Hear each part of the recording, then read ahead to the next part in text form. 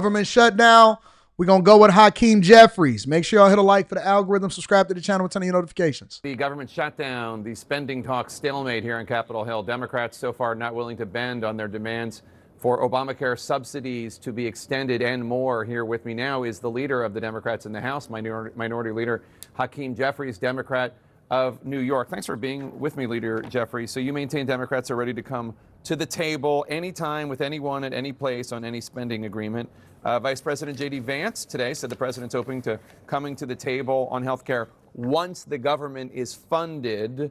Where are we at negotiations right now? Well, we haven't heard from the White House since the White House meeting on Monday. President has been behaving, somewhat erratically and in an unconventional fashion in the context of the government shutting down. Clearly, they wanted to shut the government down. Unfortunately, we're ready to work together to bring it back open, but to do it in a way where we enact a spending agreement that's bipartisan, that meets the needs of the American people, while at the same time addresses the Republican health care crisis that is devastating everyday Americans all across the country. So you said erratic, and I believe you used the word unhinged the other day. I did. Are you trying to draw a line between President Trump's acuity, his mental state, and what's going on here with the shutdown? No. I'm actually referring to some of his social media posts, which didn't seem to make a lot of sense. The sombrero and the mustache? Correct. Well, it would seem to me that as the President of the United States, on the brink of a government shutdown, if you actually wanted to bring everyone together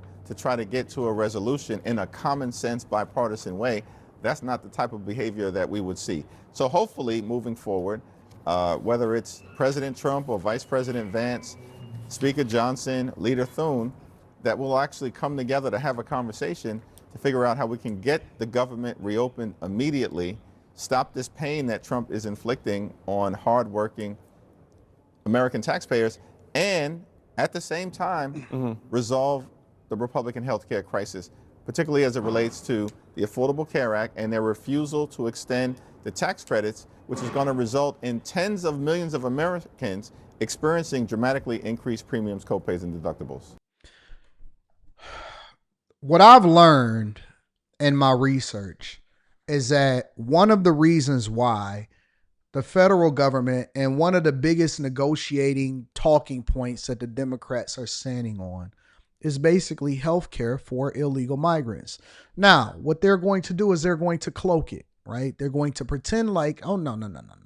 We're not really having health care for illegal migrants. That's not what we're standing on.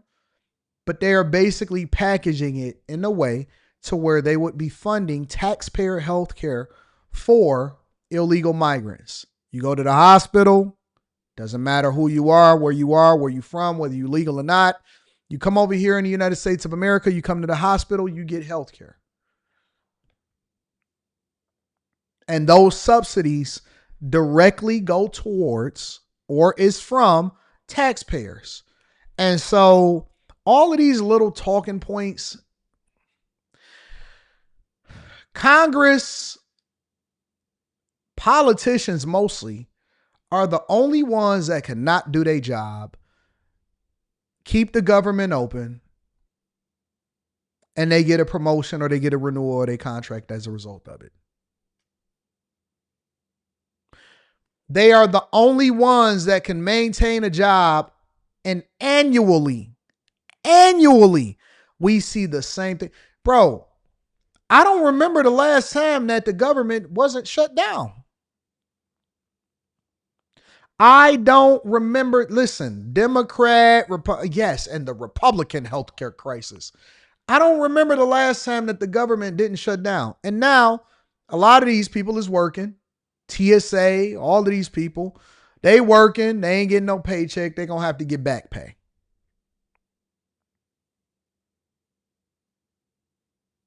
Crazy, man. Congress members, all of them is rich, filthy rich. How? We don't know. You get into Congress, you get rich. All of a sudden, you have a great net worth. Put it in a spouse's name. Hey, you know what? That's not me. That was my spouse's net worth. That has nothing to do with me. Well, you lay with them every night. What are you talking about? Do you know that there's Congress members that don't even care about their spouses? Congress is the real love in hip hop.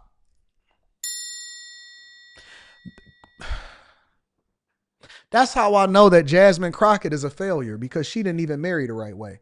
Like, she can't even find a person. And I'm in this instance, I'm going to say partner. Jasmine Crockett can't even find a partner to help her get rich. Do you know that most legislators, most people that are in politics, they are not even in a real relationship? Do you know why they vet so effectively? Y'all ready? Have y'all ever seen, or do you see in mass, a politician ever get divorced? You don't see politicians get divorced. When they go into politics, once they become elected, whoever it was that they rolling with, they are with them for life. It is 100% a political arrangement. It is a business agreement. You don't see anybody getting divorced when they get to certain levels in politics. It's just the facts. It's just the real. It is so real. I don't even think that these people like each other. You see that, TM? They run their lives like a business more than anybody in the United States of America. They run their lives like a business. You know what? I don't know what my husband is doing. What? He's up $30 million this year? Wild. Crazy. That has nothing to do with my elections.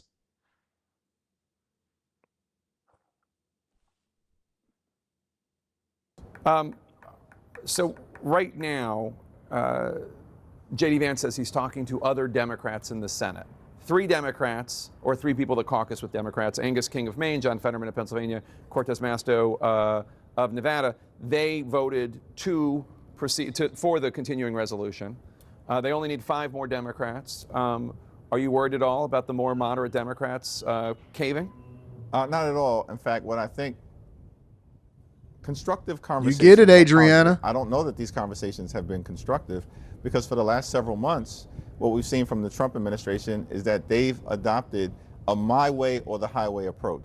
Now, if you adopt a my way or highway approach, and then you drop on us a partisan spending bill that continues to gut the health care of the American people, then the reality is they are going to drive us toward the government shutdown. The partisan spending bill, is that the one big beautiful bill, or the continuing resolution? Because the continuing resolution just funds the government at the current level. Well, actually, the continuing resolution that they have presented to the Congress is a partisan bill.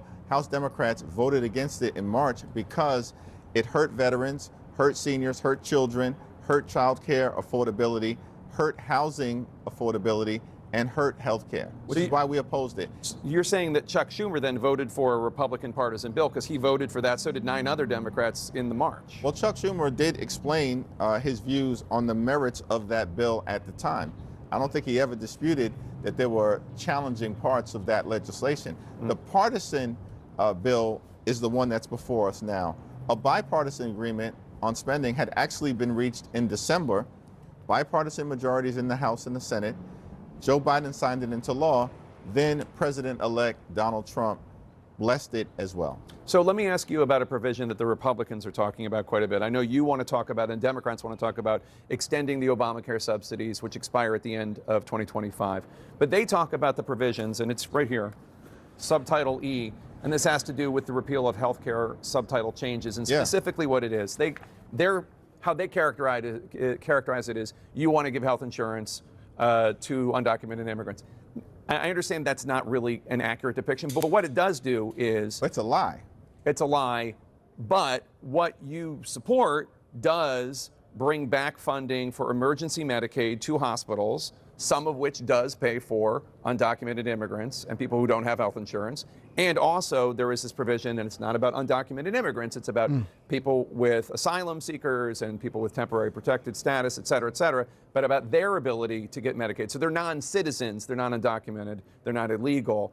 Why even include that in a bill, knowing that they're going to seize right upon that and use that to message? I understand that when you retake. Look at CNN actually doing work. Look at CNN actually doing some research and holding these people. Listen, I got to give credit where credit is due.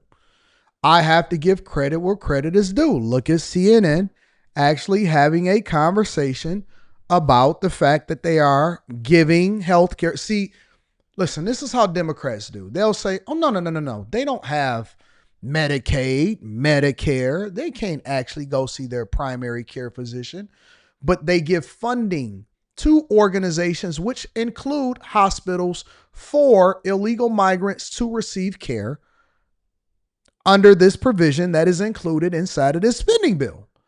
And so it's a loophole. It's a loophole. And why would Democrats include that inside of this as a thing that they are standing on as a negotiating method for them to keep the federal government open and to make sure that everybody is still getting paid?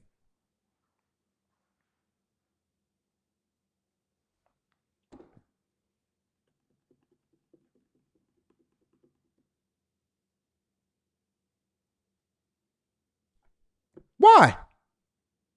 Why would they do that? I'm just so curious, and I'm genuinely curious. Why are Democrats so heavy on supporting illegal migrants? It seems like the thing that they should be really focused on, and I'm not even sure that it's a leg that the Democrats have to stand on, because they are just getting destroyed. They have been getting destroyed ever since Biden got into office. I don't understand how they stand for a group of people that can't even vote and is being removed as we speak. I don't get it. I genuinely don't get it. I'm confused. It doesn't make sense. It's weird to me. I don't get it. What is it? Because it's got to be something financially related, right? It can't just be holding power, because if you have a stronghold in your city, right? If you are an AOC over there in the Bronx or something like that, AOC is going to maintain her seat. Nobody's ever going to unseat AOC. Nobody's going to run against her and beat her. It just is what it is, right? If you are a Hakeem Jeffries, right? You're going to be there. What is it? What is it? I don't know. I'm not that smart. I'm a C student. What is it about them that they want so fervently to make sure that they bless and hold on to these people that can't do anything for them?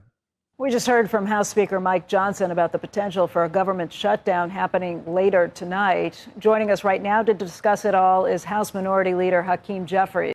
Eda Don, let me answer your question. You say, so Anton, are you for it if it's just for Americans because I need health care and I'm not rich like you? No shade. I'm going to be honest with you.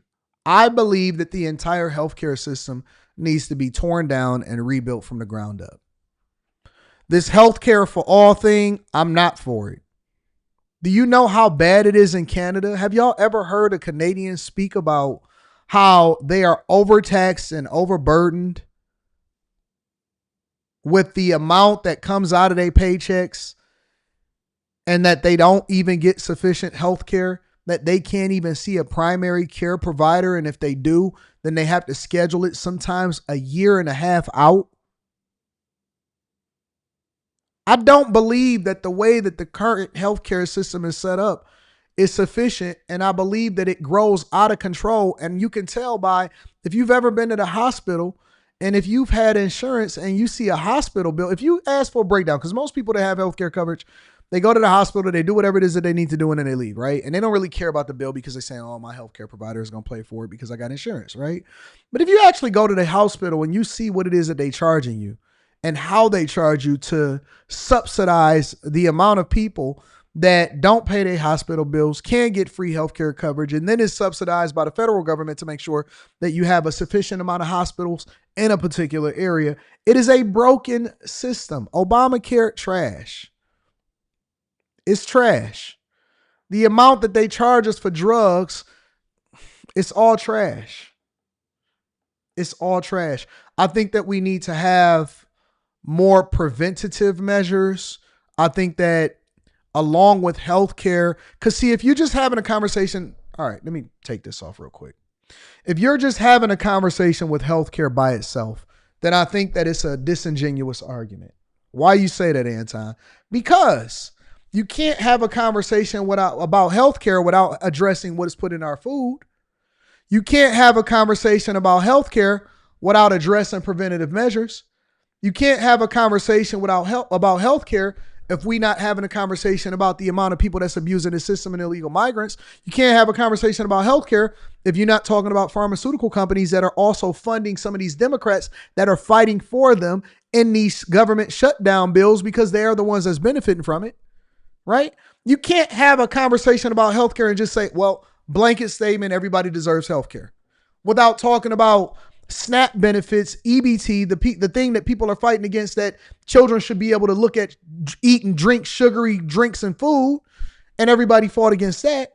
And so when we start to look at the building blocks behind why we spend so much in healthcare, whether it's the pharmaceutical companies or you want to talk about it on the ground level of subsidizing people's lifestyles, the things that we put inside of our children, the type of food that we're producing inside of the United States of America, you can't have it just in a vacuum. You can't just talk about healthcare by itself. You actually have to address all of the other things that cause us to have such an explosion of how we spending our tax dollars on people that are leveraging the healthcare system for their benefit. Just telling you the truth. So it's not about just being for it or against it. It's about tearing down the system itself and rebuilding it in its entirety. Right? That's why I say that I'm not for it, but the context is A, B, C, and D. And so when we start to have these conversations, people just want to throw it out and just continue status quo and say, no, we need healthcare for all. No. But see, if I start to have that conversation, then it upends all of these Democrats' arguments because why? Because they just want to use blanket statements for people that are ignorant enough to vote for them, that use talking points and don't do their own research, don't really want to have the conversation in its, you know what I'm saying, in its entirety. That's all I'm saying. I think it's a more nuanced conversation. Make sure you guys hit a like for the algorithm, subscribe to the channel with turning your notifications. This is by far, and I'm just going to say this, I'm saying it directly to y'all. This is the greatest show this is the greatest morning show, period.